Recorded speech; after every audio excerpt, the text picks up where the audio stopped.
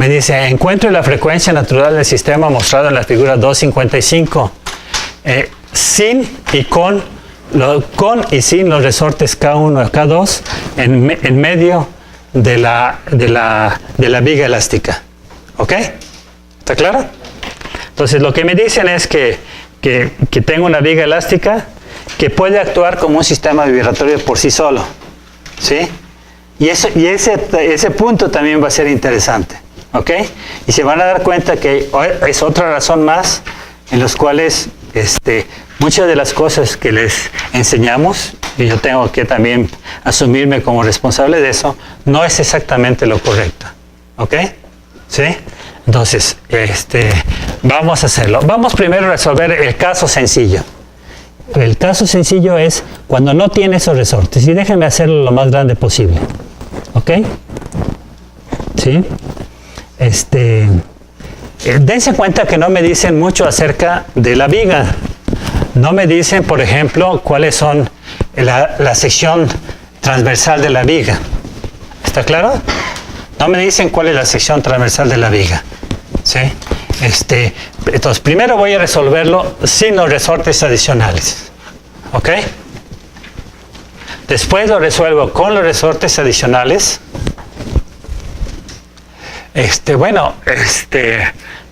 Tendría... Bueno, déjeme hacer esto. Se los voy a resolver sin los resortes adicionales.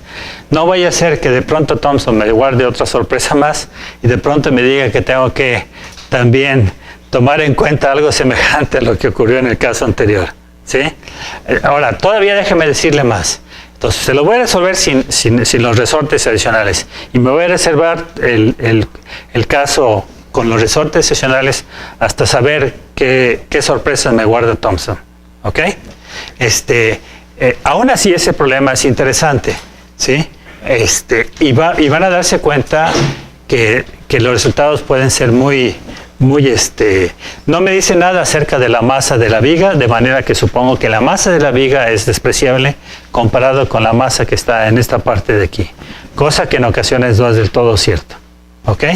Bueno, entonces, tampoco no me dice nada acerca de cuál es la sección transversal de la viga. Entonces, acuérdense que ahorita voy a suponer que no tengo estos resortes. ¿Está claro? ¿Sí? ¿Ok? Bueno, entonces, si no tengo esos resortes... bueno, otra cosa más. Esto sería un sistema continuo. ¿Sí?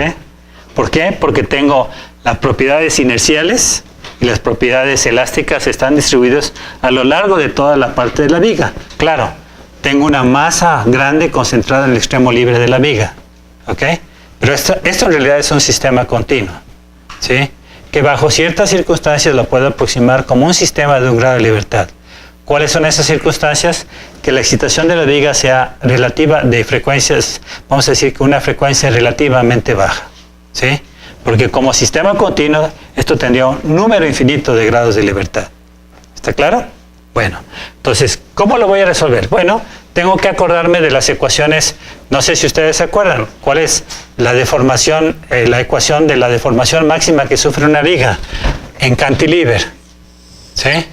Es decir, si tengo una viga en cantilever, a veces, déjame decirle, la palabra cantilever de pronto se les hace rara. Fue la forma que yo aprendí, es voladizo o cantilever. ¿Sí? Si ustedes conocen que aquí está aplicada una fuerza F y que esta distancia es L, ¿sí? ¿Se acuerdan cuánto es? Si ustedes se fijan, aquí tengo mi curva elástica y en mi curva elástica tengo esta deformación que sería la deformación máxima de la viga. ¿Se acuerdan de sus clases de resistencia a materiales? ¿Cuánto es la deformación máxima de la viga? ¿No se acuerdan? A ver, si les pongo esto, FL cúbica entre SI, más o menos pensarían que es correcta. ¿Sí? ¿No se acuerdan? ¿Quieren que lo hagamos? ¿Que hagamos toda la deducción? Puedo hacerlo, me queda un poquito de tiempo. Después de eso, lo demás es relativamente sencillo. Bueno, entonces vamos a hacerlo, ¿sí?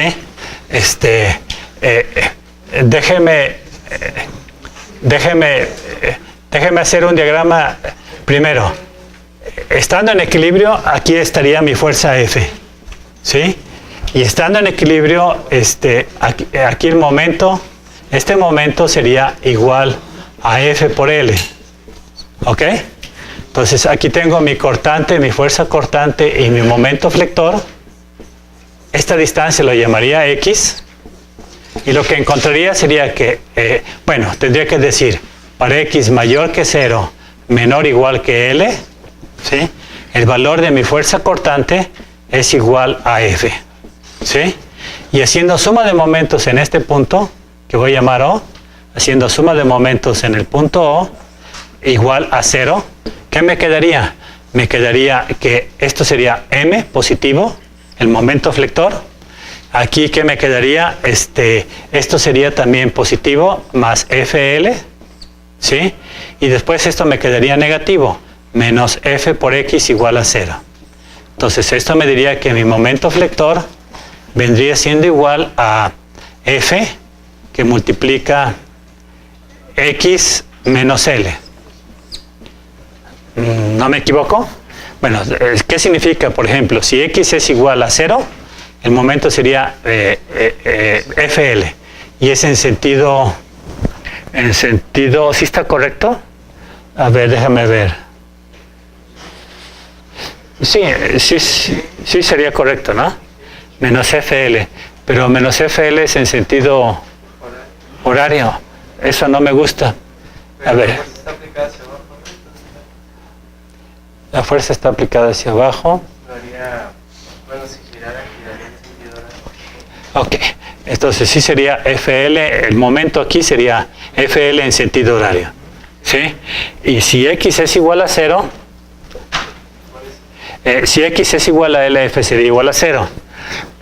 Lo que no me gusta es un poquito que me dé negativo. Vamos a decir, yo pensaría que no me acuerdo muy bien de mis convenciones en resistencia a materiales, pero yo supondría que son las mismas que en dinámica, donde este momento, sería, si es en sentido horario, es positivo.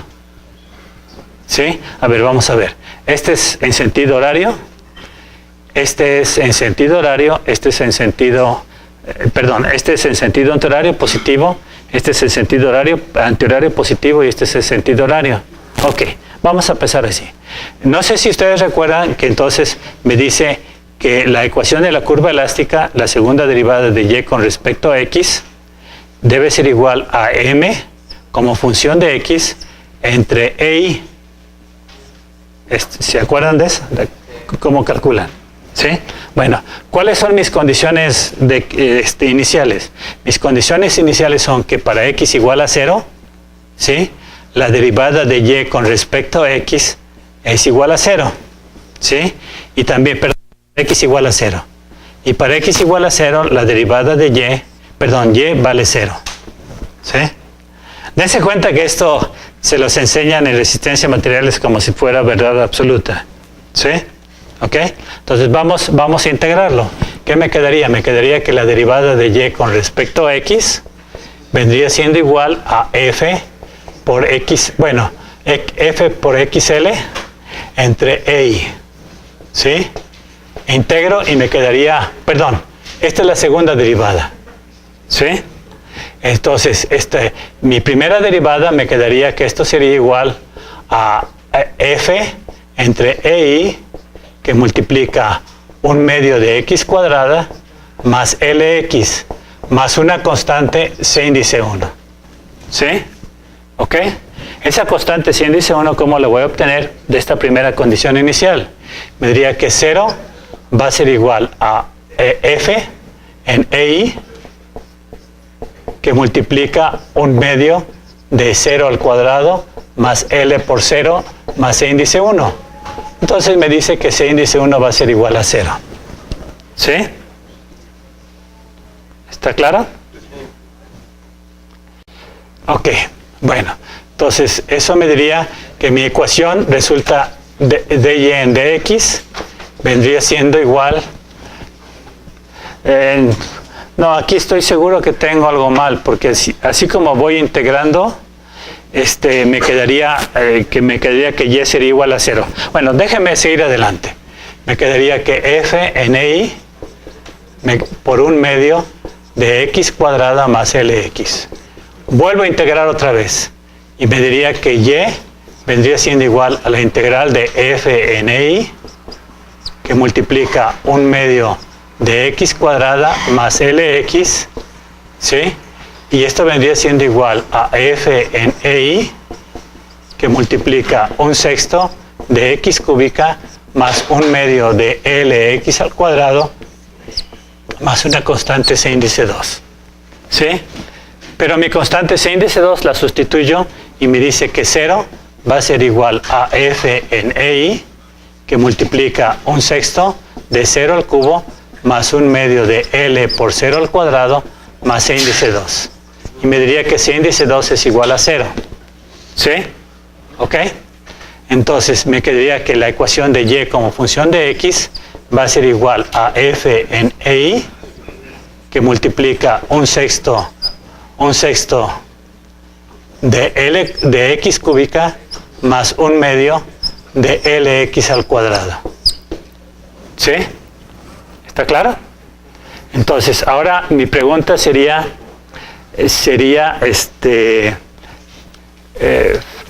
se me hace, a ver, por favor, revisen mis convenciones de cortante y momento flector. Porque creo que debe ser en sentido opuesto. ¿No? Bueno, ok. Si no, después le voy a echar la viga, muchachos. Déjenme decirles por qué. Aquí me dice, si x vale 0, y va a valer 0. ¿Sí? Ahora me preguntaría, ¿cuánto y para cuando y vale l? Esto me diría que sería f en i. Aquí me quedaría 1/6 de L cúbica más 1 medio de L cúbica. ¿Sí? Bueno, aquí tengo un signo negativo mal. ¿Sí? Y les voy a echar la viga, muchachos. Este es un signo negativo. Negativo. Este sería negativo. Este sería negativo. Este sería negativo. No, entonces creo que sí está bien.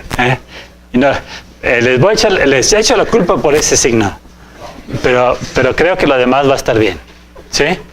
Entonces, ¿esto a qué va a dar igual? Esto me va a dar igual a FL cúbica en EI, que multiplica 1/6 menos 1 medio. Y esto me quedaría igual a FL cúbica en EI. ¿Sí? Aquí también me equivoqué. Que multiplica, saco sexto como factor común, me quedaría 1 menos 3. ¿Sí? Y 1 menos 3 sería menos 2. Y esto me daría igual a menos FL cúbica en 3i. ¿Ok? Entonces sí estaba correcto lo que les había mencionado. ¿Sí? Bueno, claro que allí el signo menos lo que me dice es que está por debajo de la línea horizontal. ¿Sí? Aquí nada más puse el valor absoluto. ¿Sí? ¿Ok? Es más, es muy probable que hayan usado esta ecuación en sus clases de diseño. ¿Sí? ¿Ok? ¿Sí? Entonces, una vez que tengo eso, entonces lo que haría sería lo siguiente. Voy a suponer que esto actúa como si fuera un resorte que estuviera de esa constante FL cúbica que estuviera aquí. ¿Se dan cuenta? ¿Sí? Y entonces me quedaría que M por separo mi sistema de suposición de equilibrio, una distancia, bueno, déjeme ponerlo hacia arriba para que sea, separo el sistema de suposición de equilibrio una distancia Y, ¿sí? ¿Ok? Y de T, ¿sí? ¿Se dan cuenta? Entonces, si lo separo hacia arriba, entonces significa que mi fuerza va a ser hacia abajo, ¿sí? Entonces me quedaría que M por Y 2 puntos va a ser igual a menos. Bueno, me falta calcular esto. Una vez que tengo esto, mi resorte, mi constante de resorte va a ser delta máxima. Perdón, ¿cuál es la ecuación de constante? Sería fuerza entre la deformación. Sería delta máxima. Entonces, esto me quedaría igual a F entre FL cúbica en 13i. ¿Ok? Y esto me daría igual a 13i entre L cúbica. ¿Sí? Eso significa que actúa como un resorte cuya constante es esa. Si lo muevo hacia arriba, ¿qué significa? Que la fuerza va a ser hacia abajo. Y me quedaría menos 3EI en L cúbica por Y. ¿Sí? Y mi ecuación de movimiento sería que M por Y dos puntos más 3EI entre L cúbica por Y es igual a 0. Y mi frecuencia natural vendría dado por aquello que está en lugar de K, que es 3EI entre L cúbica, entre aquello que está en lugar de M, que vendría siendo esta. ¿Sí? ¿Ok? ¿Sí? Y mi frecuencia natural finalmente me quedaría igual a 3EI entre ML cúbica. ¿Ok? ¿Sí? ¿Ok? Bueno.